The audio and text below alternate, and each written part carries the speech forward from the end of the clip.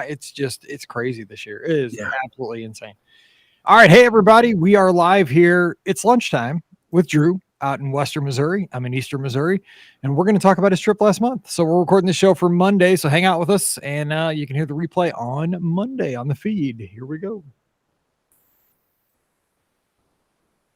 Welcome to episode 2021 of the Be Our Guest Walt Disney World Trip Planning Podcast. I'm your host, Mike Rallman for BeOurGuestPodcast.com and one of the senior agents over at the Magic for Less Travel.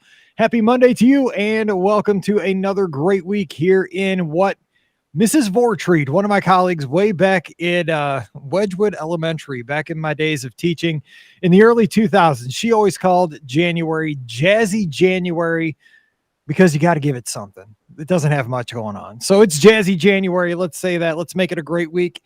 And for those folks that were just down at Walt Disney World for Marathon Weekend 2022, one, if you're listening to the show, roll. You got to roll those muscles. And if you're on an airplane like I probably am today, flying home, because tonight it's Natty night for the Crimson Tide. Hopefully they take care of the dogs, but I am excited. It's an all SEC championship game. You can't complain very much, except unless you're not in the SEC country, which a lot of my friends are not, and they're whining. Too bad. But I'm just saying, hopefully we're hanging with you as you fight the cramps and everything. And I'll be hoping I'm not screaming from a Charlie horse on that Southwest flight back to St. Louis today. So we're going to have a good time. Of course, it is a Monday. We're talking a trip report, and we're talking a current trip report last month down to Walt Disney World. We're headed out to the west side of Missouri, out to Lee Summit. Drew's joining us today. Drew, thanks for taking the time and joining us today. How you doing? Hey, great. Thanks so much, Mike. I appreciate it, man. We had a blast. We went down mid of last month, December 12th through the 19th, celebrating our 20-year wedding anniversary. It was a great time. Made some new memories. Had a lot of fun. Just really enjoyed that time together. So before we hop into the trip, which we're going to talk about from December, because I mean, this is like, again, January is that month where we just got to muddle through. I just saw on my phone as we were getting ready to sit down and record that the Cardinals winter warm-up has been canceled for this year, which I'm like, oh my gosh, that's like the one thing is a St. Louis and you have to look forward to in St. Louis is like this little fan fest we have to get us into spring training. It happens in January. Nope, not happening because of lockout. So yeah, January is even worse. But talking about the holidays will be fun in your trip. But tell us why you're a Disney fan. What's your background with being into the Disney fandom? Is this something current? Is it something from your childhood? How's it go? No, I grew up loving Disney. We went as a family maybe once or twice growing up. We went to Disneyland, had family out in California, so we hit that up while we were visiting family. And maybe in high school, I think we went to Disney World once and just loved it. And I think my passion for Disney grew once my daughter was born. And seeing Disney through a child's eyes is just amazing. Getting a chance to see her excitement when we turn down Main Street and see the castle, or when she meets her favorite princess, or ride Dumbo for the 80th time. I mean, it's just a fantastic time. So my love for Disney has grown over the years, but yeah, I've been a lifelong fan. Is it something too, now that you have a daughter that's so excited about it? Like it's just one of those things that just kind of integrates itself into the everyday. You Yes. Talk about it here and there and everywhere, and it just, you build to the next trip, but it's something that you don't even really have to have a trip on the books officially. You're just like, the next time we get down there, we're going to, when we go to Be Our Guest restaurant, or when we go on the Carousel of Progress next time, we're going to sing that song together. I mean, that's what we've always done around our family, but is it the same for you guys?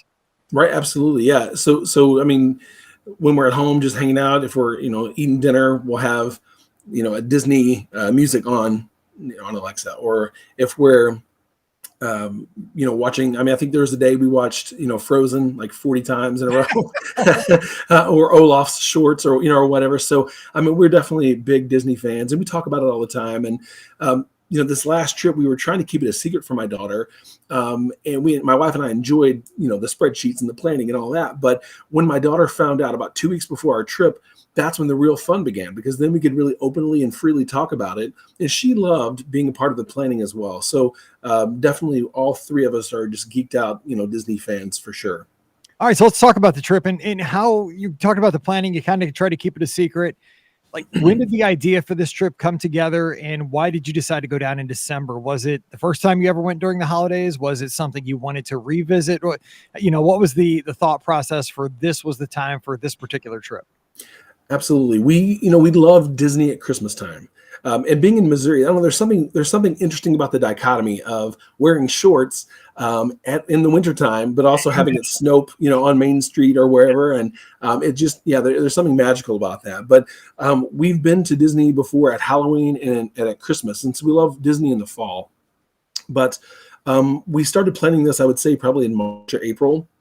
And it was just a really tough year with COVID, job transitions, loss of family members. So it was just, kind of a junk year, so we needed this Disney trip, to kind of, get us centered again and get us, feeling, happy and magical again. So, we love Disney at Christmas time. It's probably a third time to go during the holidays. And there's nothing like it. Yeah, there is something to be said for, and I think that maybe if you live in a tropical location year round, you don't understand.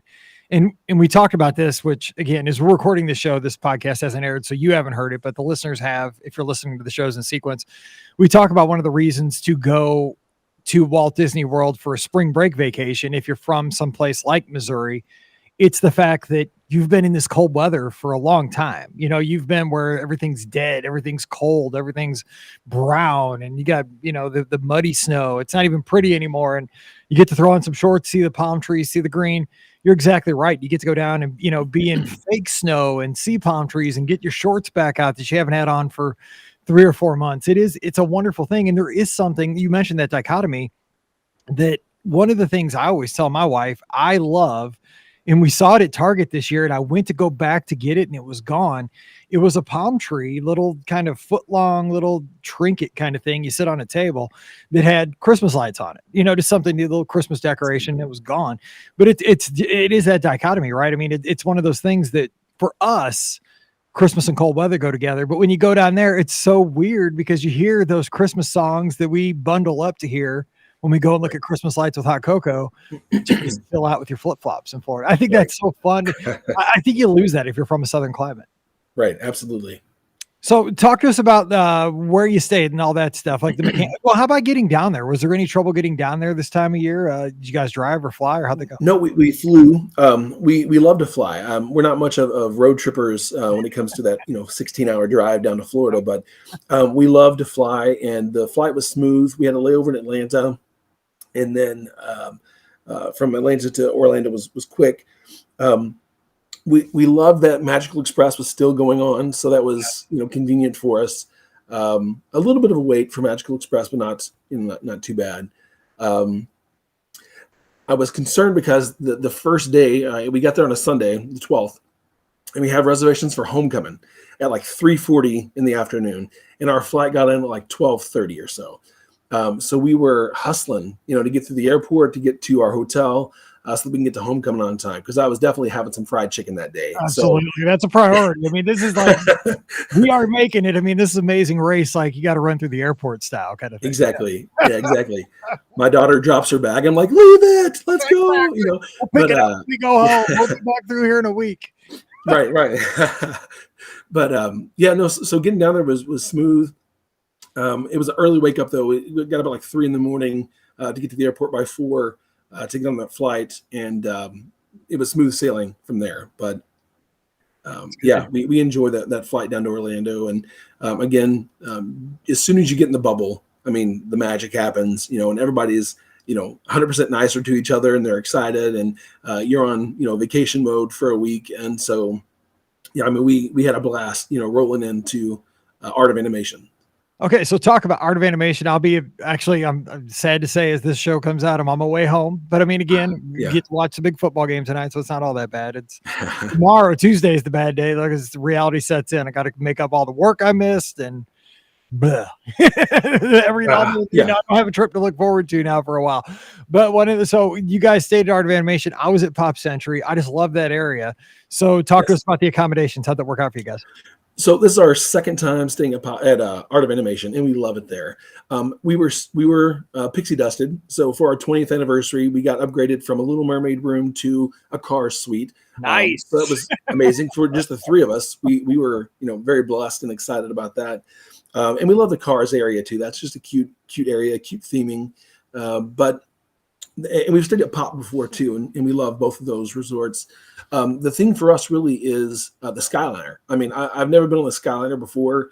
This is our first trip since that was built, and that's a game changer. I mean, I think from now on we'll stay at Skyliner resorts, from here on out. So, but in terms of art of animation, I mean, we love it there.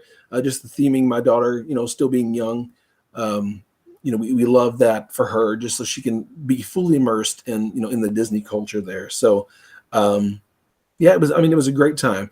I'm trying to think of any specifics with Art of Animation that come to mind. I mean, just really, again, the cast members were great.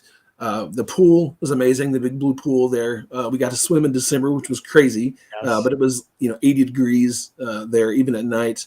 Some nights, or in the evenings, I should say. But Art of Animation is the way to go if you're, looking to get to Hollywood Studios or Epcot quickly through the Skyliner, or just looking for that immersive theming. It's a great resort for that. I 100% agree, and I love that Cars section of Art of Animation too. When you're down there, just the Fillmore model, the Lightning McQueen.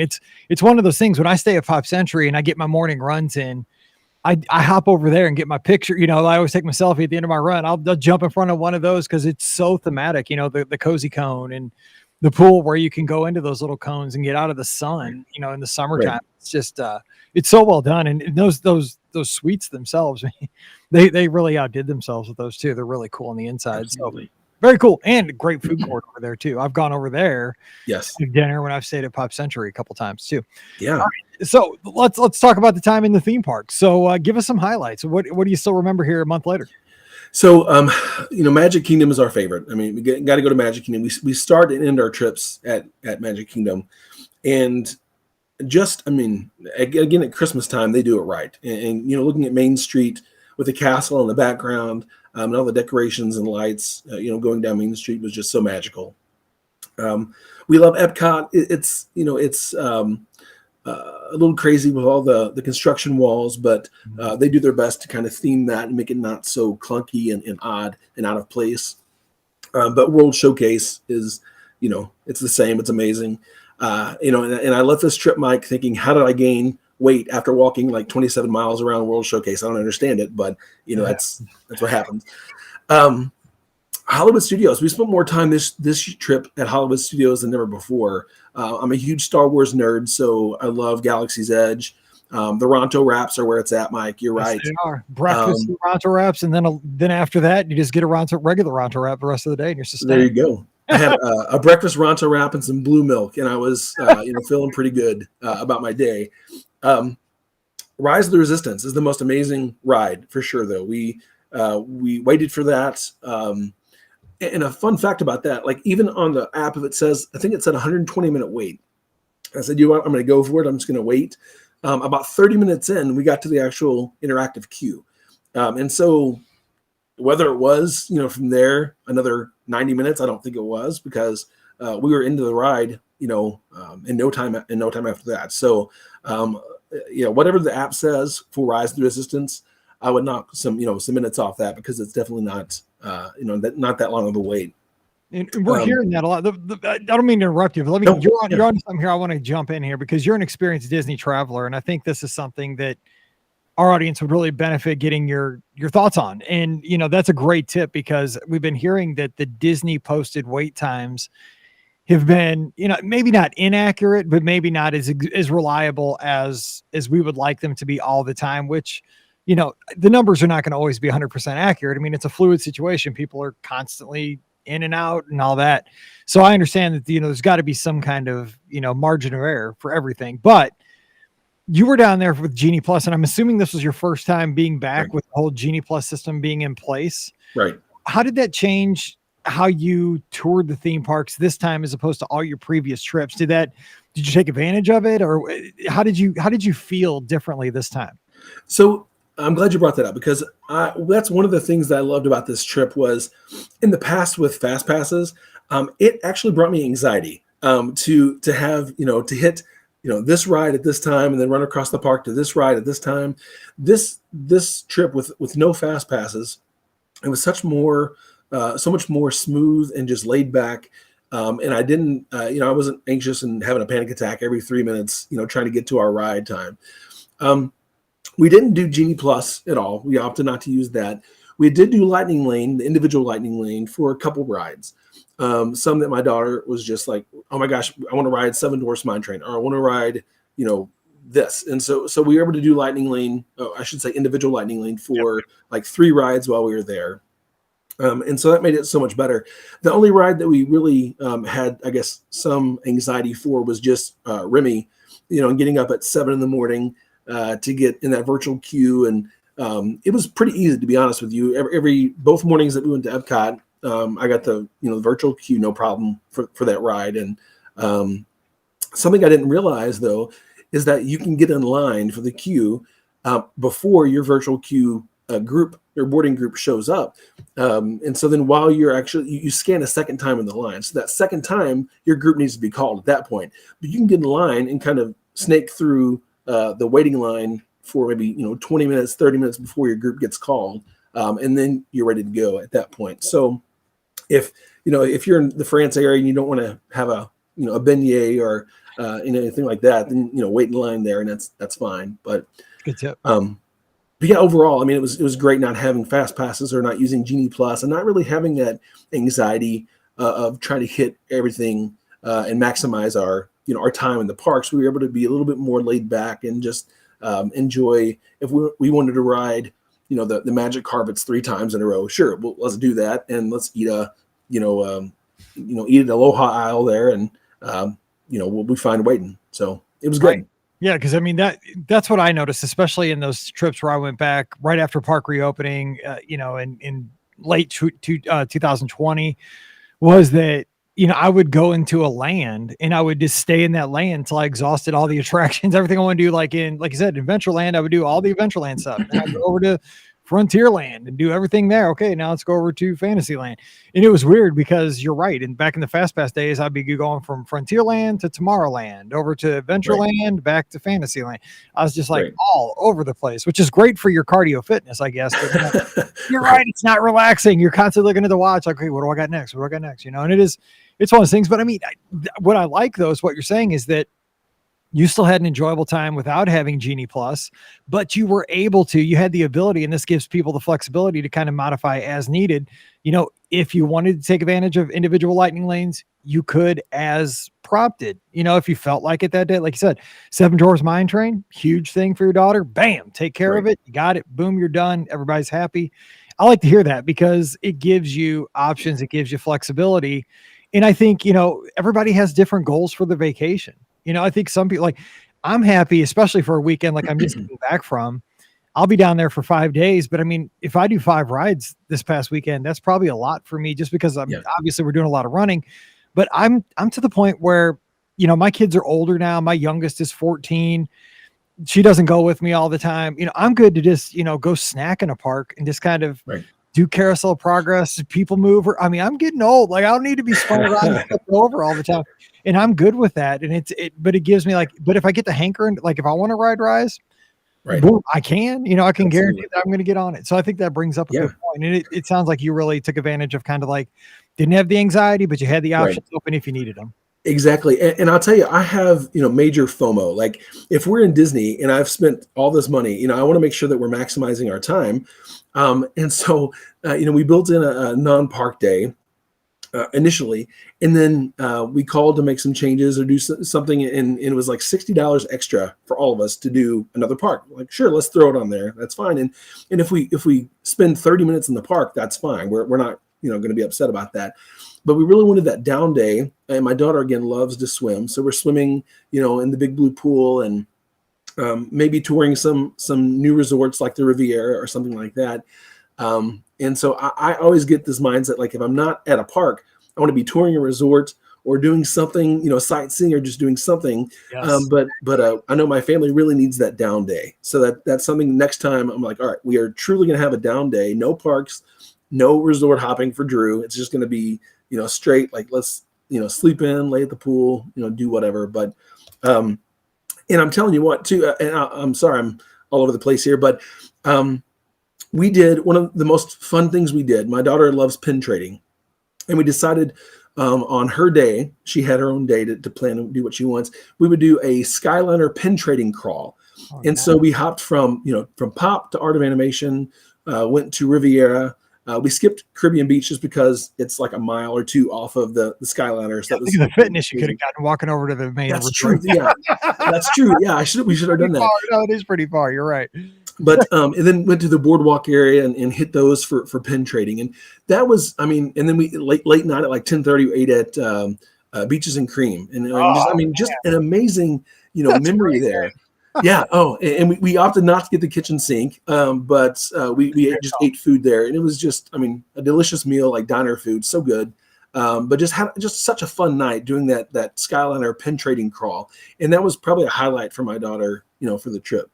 You brought up a great point there, because I'm not as bad anymore, because again, I'm getting to a different point in my Disney kind of vacationing life point. But I used to be exactly like you, because I'd read all the guidebooks. This is when the podcast first started, even before I had the podcast. It's just somebody that just read, this actually before like Twitter and stuff. I'd go to the library, get the Burn Bombs guide and all that stuff, and I'd say, okay, everybody says you got to have a day just at the pool to relax. You got to, because Florida's hot, because we always went in the summer.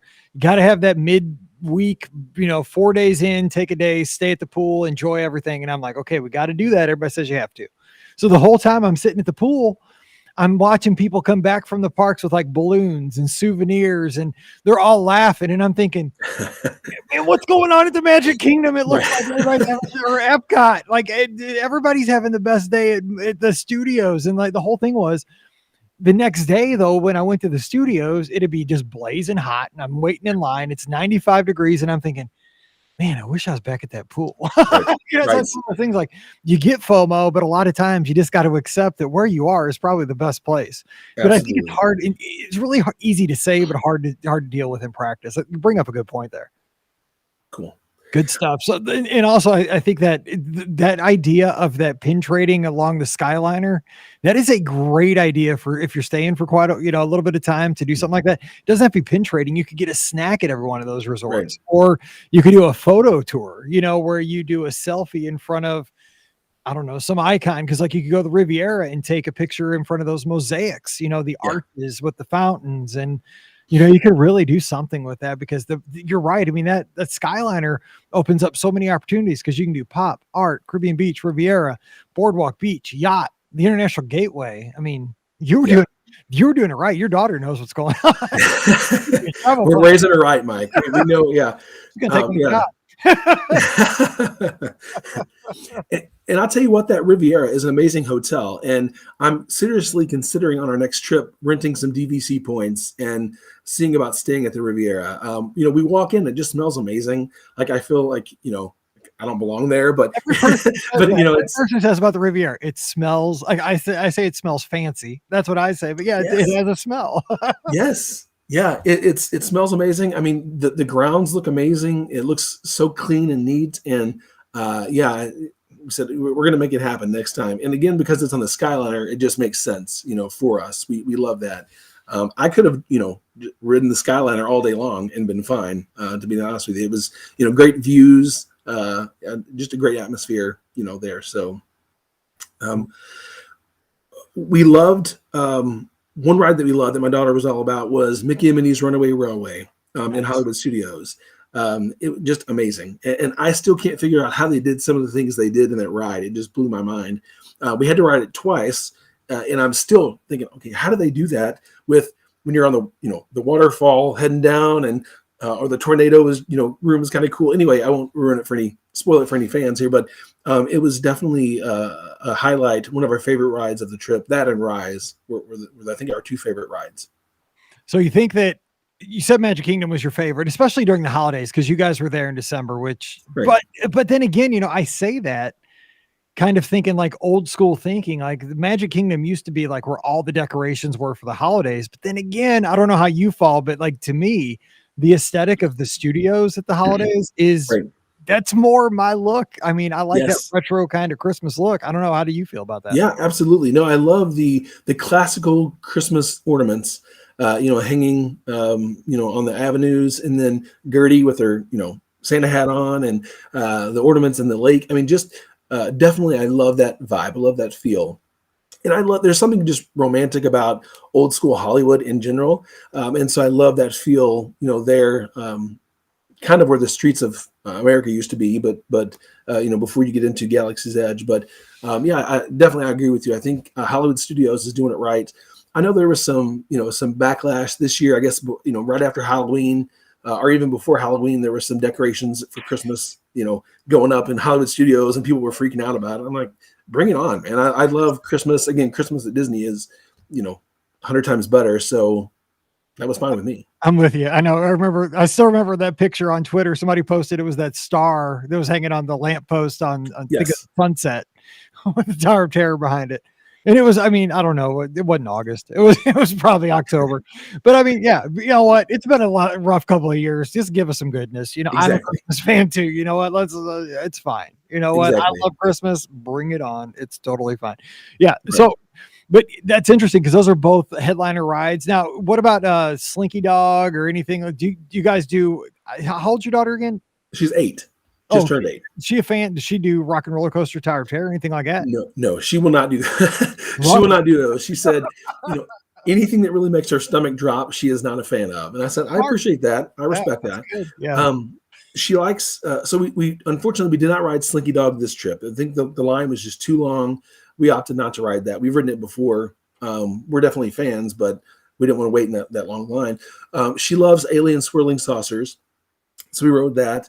My wife and her rode Toy Story Mania while I did Rise one night.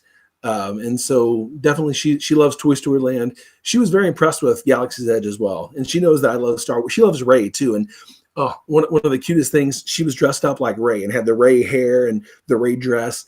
And Rey and Chewbacca walk by, and Rey yells out like, "I love your outfit," or whatever. And my daughter like just melts, and she's like, "Oh my God, she said she loves my outfit," and it was just the cutest moment for her, and that really sealed it for her. And then she got to pilot the Millennium Falcon, which was awesome. I was jealous, but we'll talk about that later. But for your kids, man, it's like exactly right. Kid, you are living my lifelong dream. I have lived my life for this moment, and I'm handing it to you. Right. That's fine, honey. I'll be a gunner back here. I'll be an engineer. Yeah, I'll be an engineer with Grandma. I'm back exactly, here. Right. But it was. I mean, she loved it, and she was all about it, and just had a blast. And this was our first trip with her where she was old enough not to have a stroller, and we were worried about that. We were like, "Dang, she's almost like 4 foot. Whatever. Do we bring a stroller just in case she poops out at the end of the night?" But we opted not to, and it was great. She didn't complain at all. She was a trooper, and she kept right in there with me, as I'm trying to drag us, all around the parks. She's already told me, I've asked her, I said, "Hey, when you're of age and you want to hit the marathon weekend, are you going to do it?" And she said, "Yes, we'll run a half marathon together." So what is it, 14, I guess? So when she turns... Yes, I think it's 14 for the half, and but you can do the 5Ks. I mean, I've actually run the 5K with Mallory. Now, this was back when she would run, because she's 14 years old now. She actually turned 14 last week on the 2nd of January, and she's not having anything to do with running anymore. Now, she could run a half marathon. She's like, "Nope, I just cheerlead. I get my cardio." And I told her, I'm like, "Come on, we could do a half marathon. You could run a full marathon with me now. Your sister did the dopey, and that was a whole thing. We almost killed each other on that one." Oh, Scott, it was my oldest, Paige, Scott, and I. We almost, how all three of us stayed alive through that whole experience on Sunday. I don't know, but Mallory's not doing it. But yeah, that's a great goal. But I mean, break her in with a 5K. She was smiling, little bitty thing, Mallory. Yeah, those are fun. Those Run Disney events. Yeah, she could do it. She could do it for sure. Totally. It's so fun. Now, let me ask you too. Did you guys? So she dressed up like Rey. I love that. Yes. Did you guys do anything like? I gotta ask because my buddy Scott, he wore like some. I still give him a hard time. I just got to say this. Going to bring it up on the show one more time this year. He wore his Christmas jams to one of the Christmas parties. Do you guys do anything specific to the holidays? You go to any holiday events while you were down there? Anything like that? So not this trip. The last trip we took that was in December, we did the Very Merry After Hours party when it was actually a party, not just an after hours event. And yes, we all wore buffalo plaid PJs. Nice. I still have a great, I think we turned it into an ornament. We have a great picture of us in front of the castle wearing our PJs and, right there ready for the holiday parade. And yeah, we're all about that. But this trip, we just had, matching shirts, of course. And I think I wore the shirt or my wife wore the shirt that says, "Why is the carpet all wet, Todd?" And I don't know, Margot. And so that was, we got a lot of fun, thumbs up and laughs with that one. But yeah, we do love to, to coordinate and especially for my daughter, she used to, when she was younger, we would actually bring, the themed dresses and she would dress up and it just gets so hot anymore for those, especially I can't believe it was like 83 degrees. I mean, you're talking December. I mean, this isn't even like, this is as cool as it gets. I mean, yeah. I mean, I actually had like a sun, some kind of a suntan on my wrist from where my Magic Band was from this trip. I mean, I had to put on suntan lotion. I mean, it was just crazy in December thinking I'm from Missouri and this doesn't happen, where we're at. But yeah, we just had a blast with trying to coordinate outfits and make sure my daughter feels themed and she loves Belle, and so dressing her up like kind of a toned down version of Belle one day was a must. So yeah, it was fun. That's awesome. Because I love to hear that, because that means you're all in on the trips. And that's really, I mean, if you're going to Walt Disney World, that's why you go. You don't go to Walt Disney World to go halfway. You got to go get immersed and really buy into the whole thing. You're in the bubble. I mean, you mentioned it earlier. It's the whole thing. Right. Now, let me ask you this, because it sounds like this is a good question for you. And I think this is something that everybody has to kind of think about before they go down. How do you kind of, on all your trips or on this trip in particular, either way, kind of capture your memories so that you can, do you take a lot of digital pictures? Do you archive them? Do you do anything with them when you get home? Or I'm always curious, like how people remember the trips, like with all their photos and stuff like that. Great question. So, yeah, we do PhotoPass for sure. And just take 1,000,001 photos there in the parks. I make sure that both my wife and I, our cameras are like, the cloud is basically like emptied out so that we just fill up on Disney pictures. And I'm such a dork too about pictures, and I'm like trying to be all creative and like get that Instagram worthy photo of food or of like the castle. I'm not great at it, but and so, I mean, I probably have like 8 pictures of my, my Wookiee cookie, just sitting there, like, oh, this angle. Angle. Oh, let's do a portrait mode. Yes.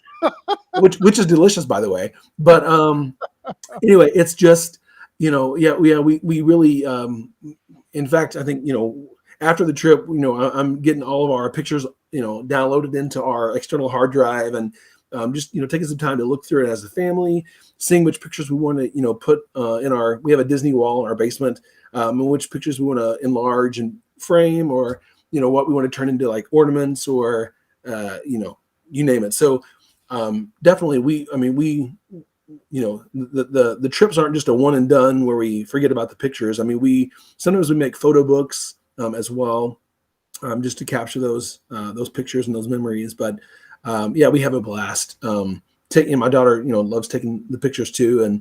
And again, she bears with me as I'm like, oh honey, I had a crazy eye on that one. Let's take that again. Or, oh, my smile was bad. Or, oh, my hair was, whatever. So I think we did that Zoom photo at Magic Kingdom like 3 times, because one day I was licking my lips and my tongue was out when the picture, and then the next day, my shirt was a little tight, whatever. I'm just like, oh, so finally on the 3rd try, we got a pretty good Zoom photo there. But again, I'm just a dork about, about capturing those memories at Disney.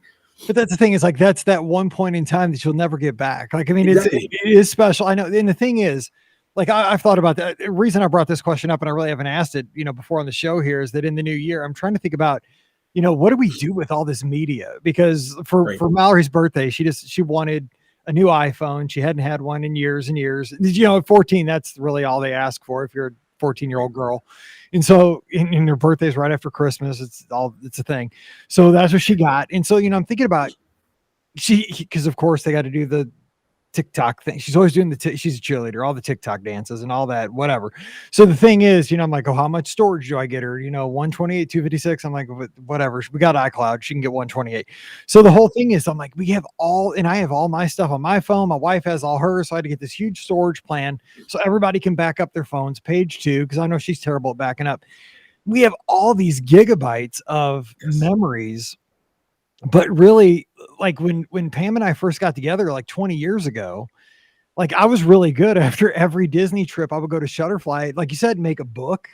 And like we'd have like our Disney trip for the year book on the shelf. And like for like 6 years, we had these like albums, and you could just pull it off the shelf. And Paige used to look at them, and when Mallory's baby, we'd go through them and look at the books, and they were remarkable. I mean, they were great because we would, we'd love to look at those books. And now the thing is, I don't know if it's just because I've gotten lazier because of just how like we've moved into this digital age where we have so many more photos and videos and all kinds of things that Google has made with like enhanced photos that zoom in and little animations that make you look all crazy, and they're hilarious. But the thing is, everything's digital now. And like, I need to do more like you. And I think it's great to get this word out. Like I need to, I did buy my wife, I think they're called mixed tiles last year. And she printed up some pictures, put them on the wall, which I mean, they're just snapshots, but it's good to have something physical on the wall to remember these great times in our life, because everything is digital nowadays. That's a great point. I'm glad you're doing something with that. Yeah. We used to, back in the day, it was Facebook approved. That's it. It's on Facebook, but now it's like, no, we actually have to do something with them. And so, really populating our Disney wall in our basement is like, that's like a new hobby, like, okay, like we had a great trip. We had some great memories. Let's get it framed and get it on the wall. So that's coming here in the next 30 days or so. Well, plus too, it lets you kind of relive the vacation one more time, right? Yes. I mean, when you're creating the wall or deciding what goes into the Shutterfly book or what have you, even if you're making a video presentation, because people do different things, you get to this like, oh yeah, that was, I forgot about we did that, and and every time you see it, you get to bring it back again. So I like that. Okay, a couple other things real quick, and then we'll jump out of here. But you mentioned you guys went to Beaches and Cream. So jealous. Hope I get there this weekend. So good. What other dining did you guys have while you were down there? Anything special? So this was we love, during the Christmas time, we love the candlelight processional.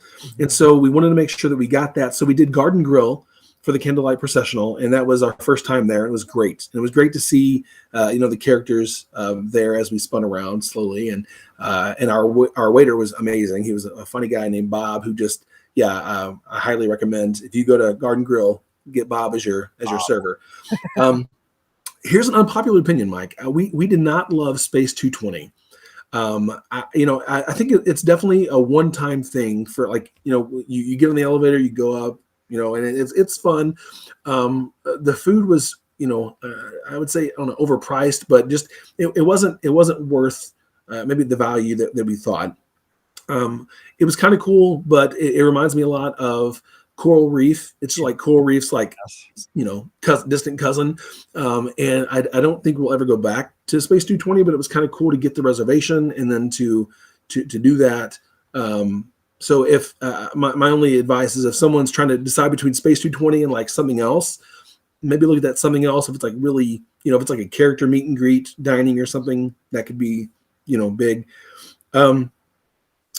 Beaches and Cream. This is our first time eating there, not having ice cream like we have in the past.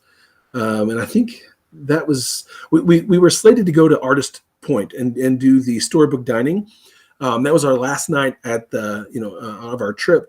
And by that time, my daughter, in her words, I just can't, is what she was like, Daddy, I just can't. So we canceled that, sadly, because that was a hard to get reservation. Right. But then that led us to do, to have a more relaxing night, swimming or whatever back at the resort. So that was great. But yeah, I love to eat. We went around World Showcase, ate a ton there. A lot of great snacks. I love in Germany at the caramel shop. Oh gosh, there was some kind of a salted caramel oatmeal cookie thing, and I mean it was from heaven apparently because it was amazing, and I loved it. Mexico is our favorite country to eat in, and they had some great stuff as well. So that's one thing I love about going during a festival is just trying the different booths and the different foods. And we did the cookie stroll, and just when I thought I can't eat 5 cookies more, they give me ice cream to top it off and another cookie as a completer. And I'm like, yeah, sure, I'm in, Disney. If one thing, you're from Missouri. We're not quitters. We're not quitters. No. This is the show me state, we got to step up, and we're not quitters. That's right. So yeah, those were the main, in terms of dining, we had a great trip. This was not our dining trip. Like the last time we went, we had free dining, and we upgraded to the next level of dining. So we did a lot of character dining and meet and greets, and it was fantastic. Again, this was pre-COVID, and this trip was really more just relaxed. We hit the parks, especially some of the new rides that we haven't ridden before in the last 3 years or so. But it was, just an amazing trip overall.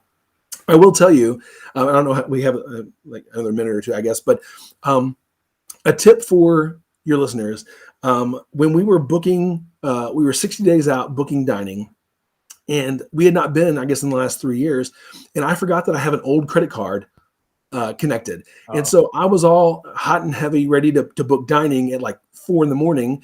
And I go to book, and all of a sudden my credit card won't work because it's expired or it's old. And I'm having a panic attack in the bedroom, and my wife's on trying to, get it as well. Then all of a sudden, and again, at this point, remember, we were keeping it a secret from my daughter. At this point, my daughter walks in the room, and we're like, go in the bathroom. She's like, what? And we're like, we're doing our taxes. I just something like we're trying to like hide it from her. We're like, what's a good lie right now at 4 a.m. to hide from my daughter? But anyway, we already still get some great reservations for the trip.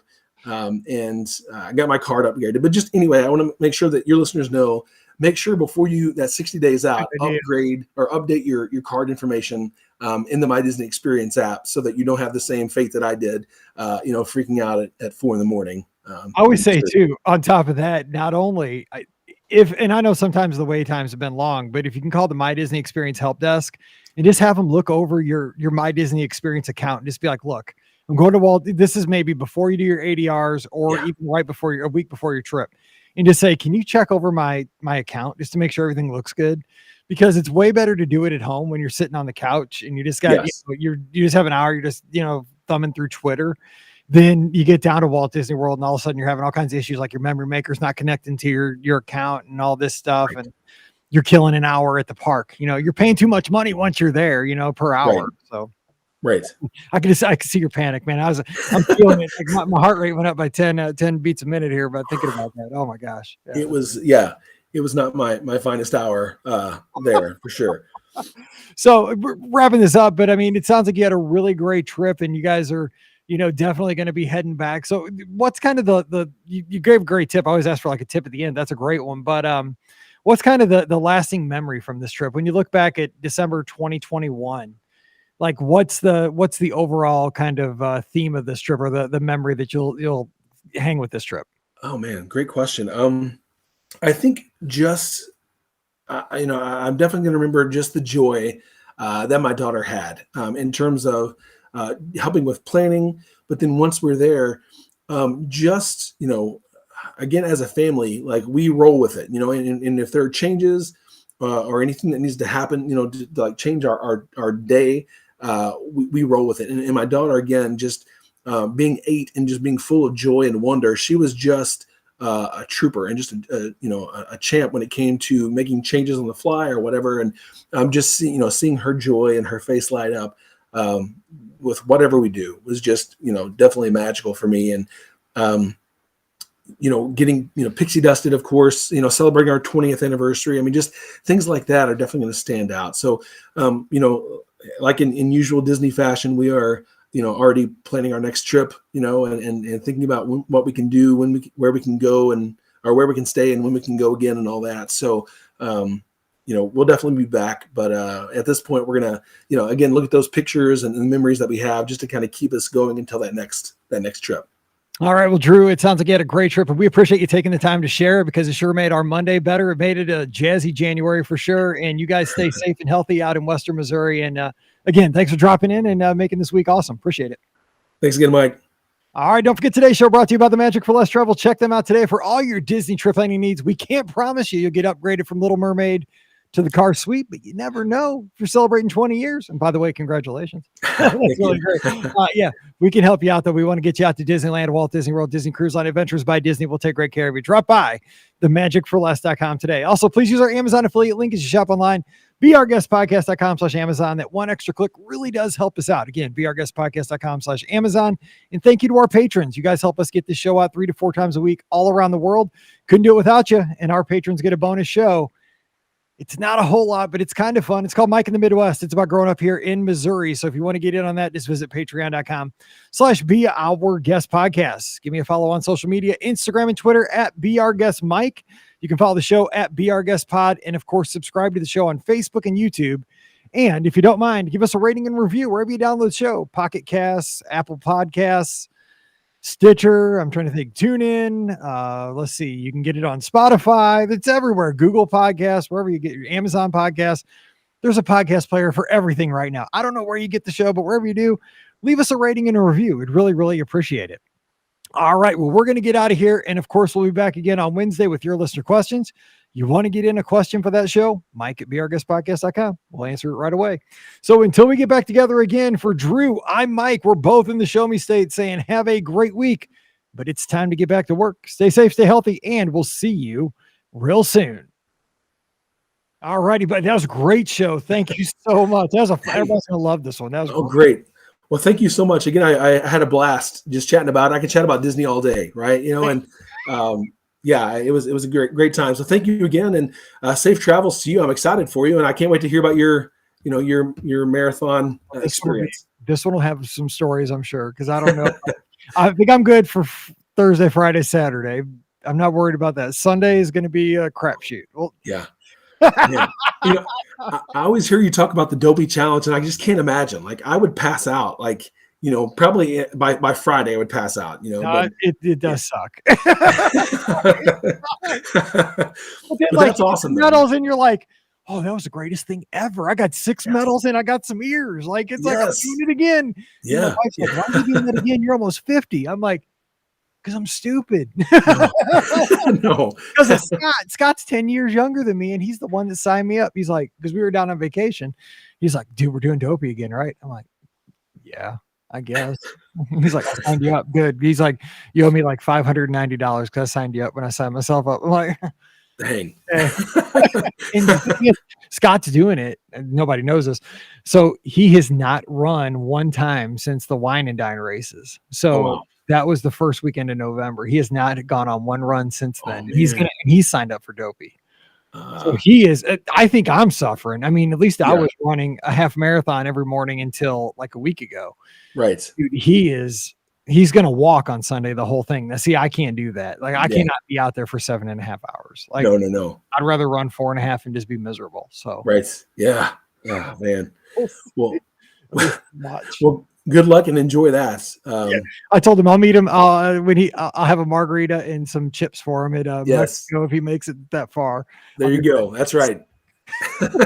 All right, Drew, awesome. Take care and take care of that family. If you need anything, give me a yell. I appreciate it, Mike. Thanks so much. Thanks again for everything. Happy New Year. You too. Bye now. Bye.